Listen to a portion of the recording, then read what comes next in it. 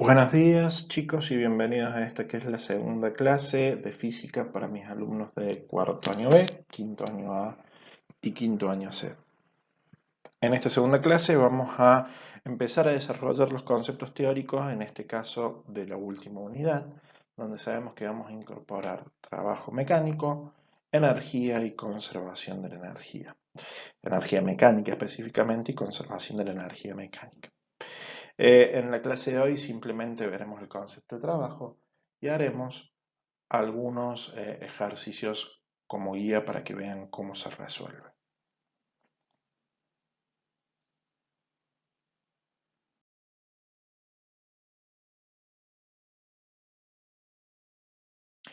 Como todas las clases, los invito a que comencemos con una oración, que nos pongamos en presencia del Señor, diciendo en el nombre del Padre, del Hijo y del Espíritu Santo. Amén. Y que vayamos a la página 154 del devocionario y recemos juntos la oración de Santo Tomás de Aquino antes de estudiar. Oh Dios, fuente de la sabiduría, principio supremo de todas las cosas, derrama tu luz en mi inteligencia y aleja de ella las tinieblas del pecado y de la ignorancia. Concédeme penetración para entender, memoria para retener, método para aprender, lucidez para interpretar y gracia para expresarme. Ayuda el comienzo de mi trabajo, dirige su progreso, corona su fin, oh Señor, Dios y hombre verdadero, que vives y reinas por los siglos de los siglos. Amén.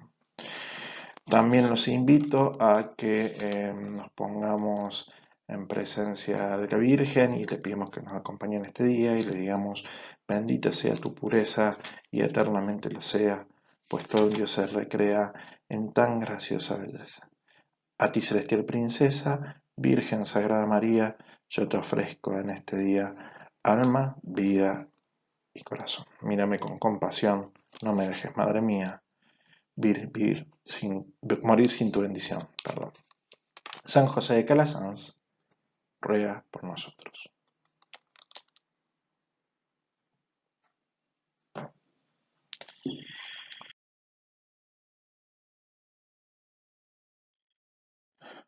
Muy bien.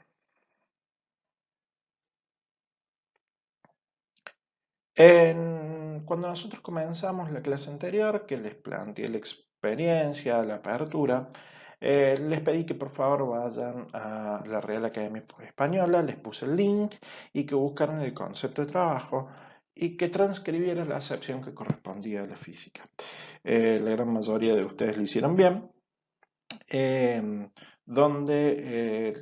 Según la Real Academia Española, dice que el trabajo es el producto de la fuerza por la distancia que recorre su punto de aplicación. Les había pedido que identifiquen en esa eh, definición cuáles eran las dos magnitudes que estaban relacionadas con el trabajo. Y si prestan atención, nombra dos magnitudes, fuerza y distancia. Si bien a nivel coloquial, para alguien que no estudia ciencia, esa definición es válida y es correcta, lo cierto es que desde el punto de vista técnico es un poco precisa, ¿sí? Así que lo que vamos a hacer ahora es dar la definición precisa de qué es el trabajo mecánico y lo vamos a analizar un poquito, ¿sí? Se define el trabajo mecánico como la magnitud física escalar que nace del producto escalar entre la fuerza aplicada y el desplazamiento obtenido.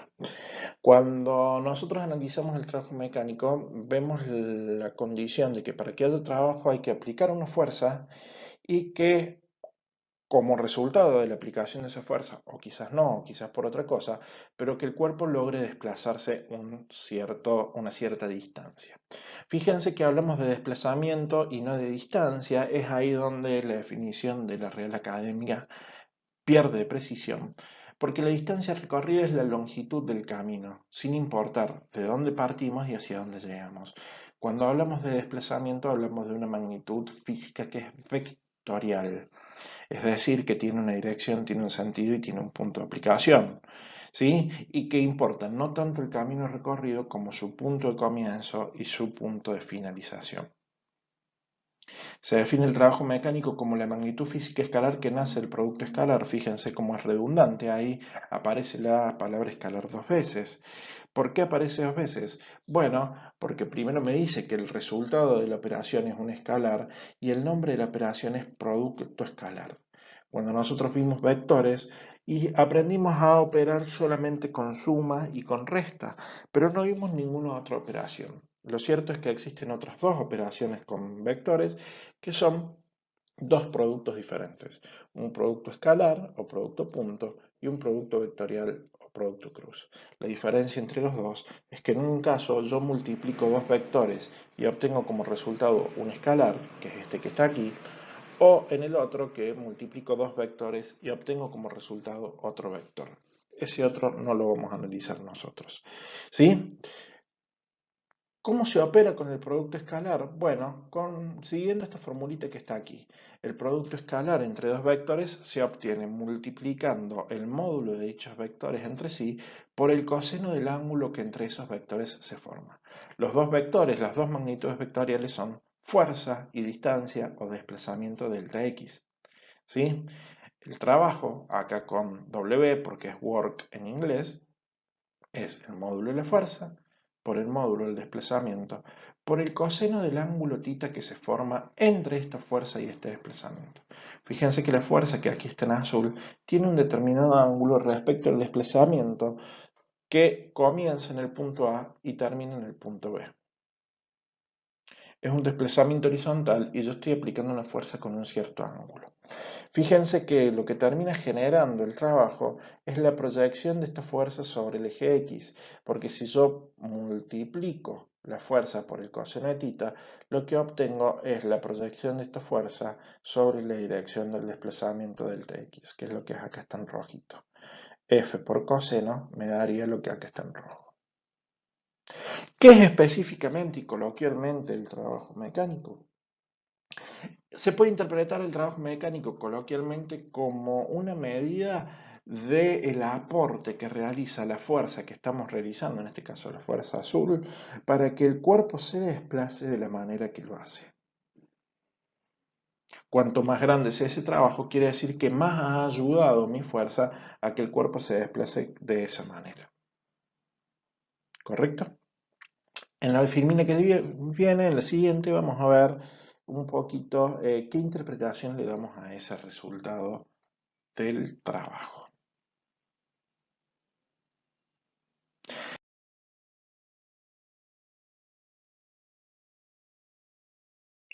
Cuando hablamos de interpretación del trabajo, estamos hablando de qué significado le vamos a dar al resultado y qué condiciones se tienen que cumplir para obtener distintos tipos de resultados. Básicamente nosotros vamos a analizar 5 casos, que son los que están ahí, dos que me van a dar un trabajo positivo, que lo vamos a llamar trabajo motor o trabajo motriz, trabajo que genera movimiento. Dos que nos dan un trabajo negativo, que lo vamos a llamar trabajo resistente o trabajo contramotriz. Y uno que va a ser un trabajo nulo, es decir, que no vale nada. El primer caso es cuando la fuerza aplicada tiene la misma dirección y el mismo sentido que el desplazamiento. Es decir, que el ángulo entre la fuerza aplicada y el desplazamiento es un ángulo de 0 grados, comparten dirección y sentido. Para 0 grados el coseno vale 1. El coseno toma sus valores entre un valor máximo que vale 1 y un valor mínimo que vale menos 1. Quiere decir que para 0 grados vamos a estar en la condición de que el coseno es máximo, lo que se traduce en un trabajo máximo y positivo. ¿Por qué positivo? Porque el módulo de la fuerza será siempre positivo, el módulo del desplazamiento será siempre positivo, y al multiplicar por un coseno positivo y que aparte es máximo, me va a dar el máximo producto posible entre la fuerza y el desplazamiento. Ese trabajo máximo positivo implica que la fuerza está ayudando a que el cuerpo se desplace de manera que lo hace, por eso es positivo, y aparte está aplicada en la dirección donde vamos a obtener el máximo rendimiento de esa fuerza, el máximo aporte. A diferencia de que si nosotros ya tomamos un angulito entre la fuerza y el desplazamiento, elevamos la fuerza, entonces vamos a obtener que la fuerza está entre 0 y 90 grados, lo cual hace que el coseno valga menos que 1 pero más que 0. es decir, sigue siendo positivo.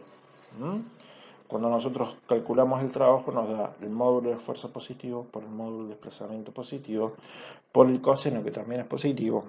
El producto de tres magnitudes positivas será positivo, aunque de menor intensidad que el caso anterior donde el trabajo era máximo. ¿Por qué? Y porque el coseno no obtiene su máximo valor, que es 1. El tercer caso sería el caso en que la fuerza esté aplicada en sentido perpendicular al desplazamiento. Y lo cierto es que si la fuerza está en sentido perpendicular, no está ayudando a que el cuerpo se desplace de la manera que lo hace, pero tampoco se está oponiendo. En ese sentido, vamos a decir que el trabajo es nulo y acá hay una pregunta conceptual que puede llegar a ir en una etapa final de cierre, que puede llegar a ir en una pregunta de una instancia evaluativa, de decir, bueno, ¿qué condición se tiene que cumplir para que el trabajo sea nulo? La respuesta es esta: la fuerza aplicada tiene que ser perpendicular al desplazamiento, tiene que formar un ángulo de 90 grados. En el caso 4 ya nos pasamos de esos 90 grados y pasamos a tirar en sentido contrario al desplazamiento, pero sin llegar a los 180 grados. Entre 90 y 180 grados en una dirección que es distinta a la del desplazamiento y apuntando en un sentido contrario. El desplazamiento es hacia la derecha, la fuerza aplicada hacia la izquierda. Bajo esa condición, el coseno es menor que 0 grados, menor que 0, perdón, pasa a ser negativo, pero no llega a tomar el valor máximo negativo, que es menos 1. Bajo esa condición, el módulo que es positivo, por el desplazamiento que es positivo, por el coseno que es negativo, me termina dando un trabajo negativo. ¿Qué significa el trabajo negativo? Y que la fuerza aplicada se está oponiendo al desplazamiento del cuerpo de la manera que lo hace. ¿Sí? Es una fuerza contramotriz, por lo tanto el trabajo es resistente, es contrario al movimiento, es un trabajo negativo. ¿Estamos de acuerdo? ¿Cuál va a ser la condición para que el trabajo sea máximo y negativo? Bueno, la fuerza tiene que estar aplicada de manera que su totalidad de fuerza esté aplicada en el sentido contrario al desplazamiento. Esto se genera para 180 grados. Una fuerza totalmente contramotriz que genera un ángulo llano entre el desplazamiento y el sentido de la fuerza. Misma dirección y sentido contrario. El claro ejemplo de la fuerza esta es la fuerza de rozamiento, que siempre forma un ángulo de 180 grados. Para 180 grados el coseno vale menos 1, que es el máximo valor negativo. Por lo tanto, el trabajo será máximo y negativo. La máxima oposición que puede estar realizando esa fuerza a que el cuerpo se desplace de la manera que lo hace. Un trabajo positivo, la fuerza ayuda; un trabajo negativo, la fuerza se opone. Bien, en las filminas siguientes vamos a hacer algunos ejercicios y vamos a ir desde menor complejidad hasta mayor complejidad.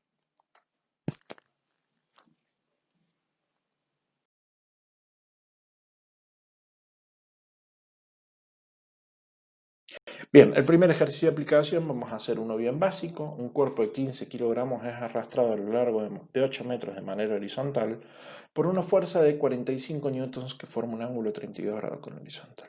Calcular el valor del trabajo realizado por la fuerza.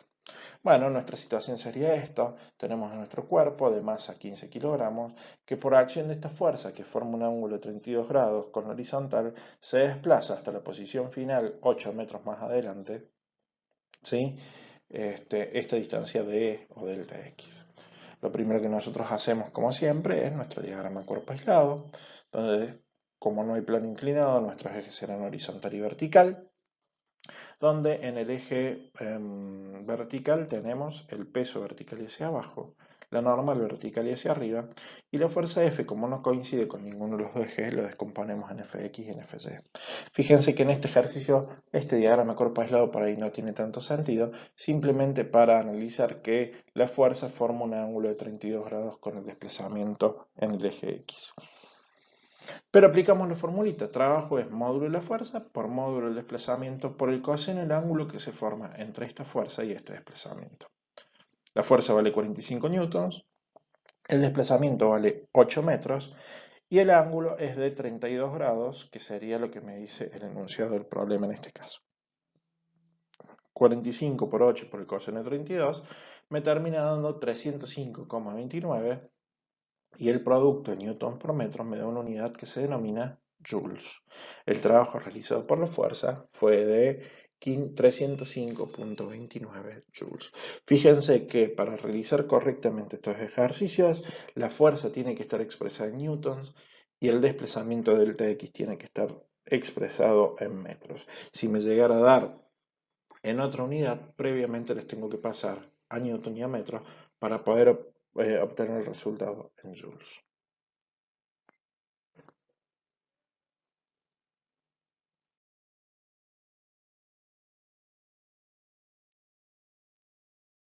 Compliquemos un poco las cosas. Un hombre empuja una caja de 40 kilogramos sobre una superficie horizontal que tiene un mu de 0,16. Aplicando una fuerza de 88 newtons y 30 grados aplicada en sentido descendente a lo largo de 12 metros. Calcular el trabajo realizado por la fuerza que aplica el hombre, el trabajo realizado por la fuerza de rozamiento y el trabajo total. Claramente la complicación es que introducimos el concepto de rozamiento, pero el desplazamiento sigue siendo horizontal y en este caso de 12 metros. La situación es esta, el hombre empuja horizontalmente pero haciendo una fuerza de arriba hacia abajo que forma un ángulo de 30 grados. Nuestro diagrama cuerpo aislado, este que tenemos aquí, no muy distinto a alguno que ya hemos hecho. La fuerza es horizontal, perdón, sobre el eje vertical tengo el peso vertical y hacia abajo, la normal vertical y hacia arriba, y fíjense que la fuerza F, como no coincide con ninguno de los dos ejes, lo descompongo en eje X y en el eje Y. Sobre el eje X, sobre el eje del desplazamiento y en sentido contrario el mismo, vamos a obtener la fuerza de rozamiento. El primero me pide el trabajo realizado por la fuerza, es muy fácil, porque es módulo de la fuerza por módulo de desplazamiento por el coseno del ángulo que se forma entre esos. Tengo todos los datos. La fuerza vale 88, el desplazamiento vale 12 metros por el coseno de 30, y eso termina valiendo 914,52 joules. Para el segundo caso me pide el trabajo realizado por la fuerza de rozamiento, para lo cual tengo que calcular la fuerza de rozamiento. Y para calcular la fuerza de rozamiento sabemos que necesitamos el valor de la normal. Para eso vamos a despejarlo de la aplicación de la segunda ley de Newton sobre el eje Y.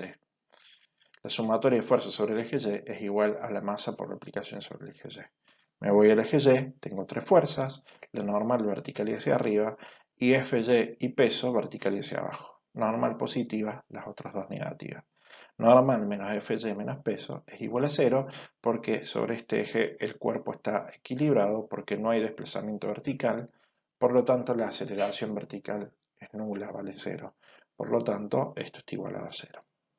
Esto nos hace ver de que si despejamos la normal, Fy pasa sumando, peso pasa sumando, Fy más peso es igual a la normal.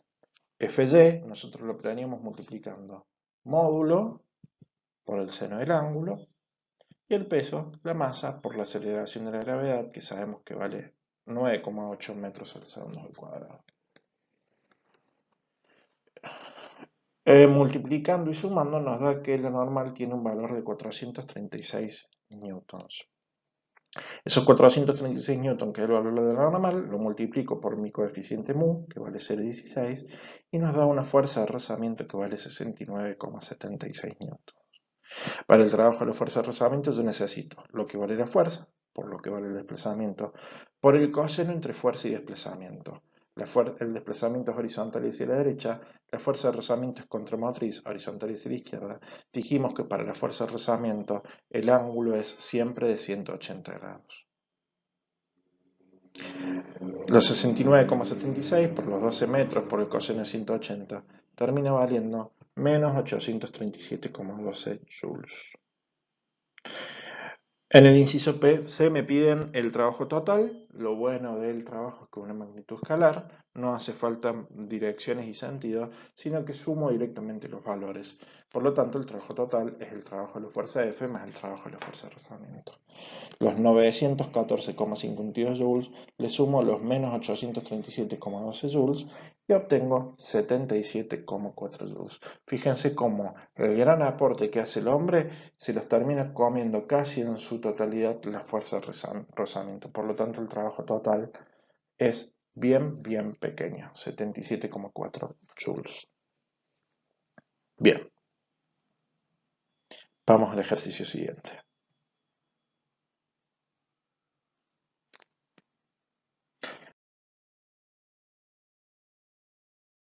Bueno, en el último ejercicio vamos a incluir una complejidad más, que es el plano inclinado. Un cuerpo de 15 kilogramos cae desde lo alto de un plano inclinado de 8 metros de altura y 35 grados de inclinación, que tiene un mu de 0,11. Calcular el trabajo realizado por la fuerza-peso y el trabajo realizado por el rozamiento.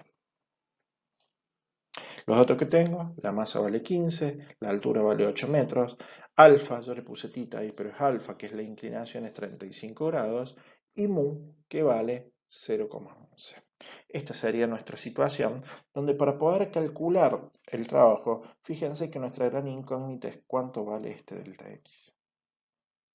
Ya vamos a ver que lo calculamos, porque entre la altura h, que es dato, el delta X y la dirección horizontal se forma un triángulo rectángulo donde yo tengo como datos cuánto vale alfa y cuánto vale la altura h. Mi diagrama cuerpo aislado ya lo sabemos hacer. Rotamos los ejes de tal manera que el eje X coincide con la inclinación del plano y el eje Y queda perpendicular. Mi peso, que es vertical y hacia abajo, lo descomponemos en PX y en PY. La normal queda sobre el eje Y en sentido positivo, mientras que la fuerza de rozamiento queda sobre el eje X en sentido negativo. Para calcular este delta X, fíjense que yo conozco este, que sería el cateto opuesto del ángulo alfa, y lo que yo necesito conocer es este lado más largo que le llamamos hipotenusa. Lo que relaciona el cateto opuesto con la hipotenusa es el seno del ángulo alfa, de tal manera que será el cateto opuesto h sobre la hipotenusa delta X. Despejando delta X pasa multiplicando el seno pasa dividiendo, intercambiamos seno por delta X, y nos queda que delta X es la altura h dividido el seno de alfa. En este caso, 8 metros dividido el seno de 35 termina siendo 13,95 metros. Por lo tanto, el trabajo de la fuerza-peso es lo que valga la fuerza-peso por lo que valga el desplazamiento que lo acabamos de calcular por el coseno del ángulo θ que se forma entre el peso y el desplazamiento. Sería este angulito que está aquí, que sumado con este otro, que se forma entre PY y el peso, que sabemos que vale 35 grados, me tendría que dar 90, porque son complementarios. Quiere decir que 35 más esto otro me tendría que dar 90. Quiere decir que el ángulo que se forma entre la dirección del eje X y el peso P es de 55 grados. Por eso es que yo ahí coloqué 55 grados. El trabajo del peso es lo que vale el peso, masa por gravedad, 15 kilogramos por 9,8 metros sobre segundo al cuadrado, por el desplazamiento, 13,95 metros, por el coseno de 55 grados. Kilogramos por metro sobre segundo al cuadrado me da newtons, por metro me termina quedando joules. El producto de estas tres cosas me da 1176 joules, si es que lo hacen con todos los decimales. Para el trabajo de la fuerza de rozamiento necesitamos calcular la fuerza de rozamiento y para la fuerza de rozamiento necesitamos la normal. Planteemos la segunda ley.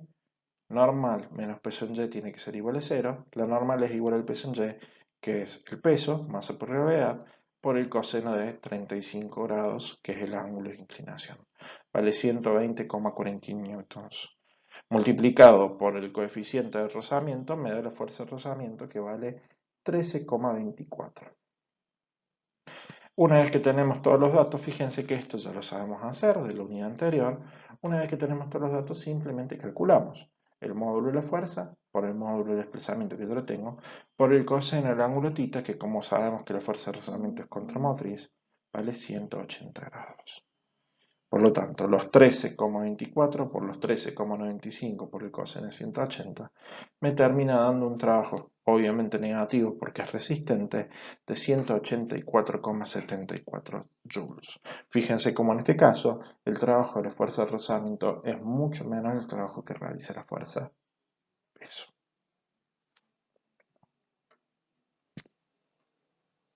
Y eso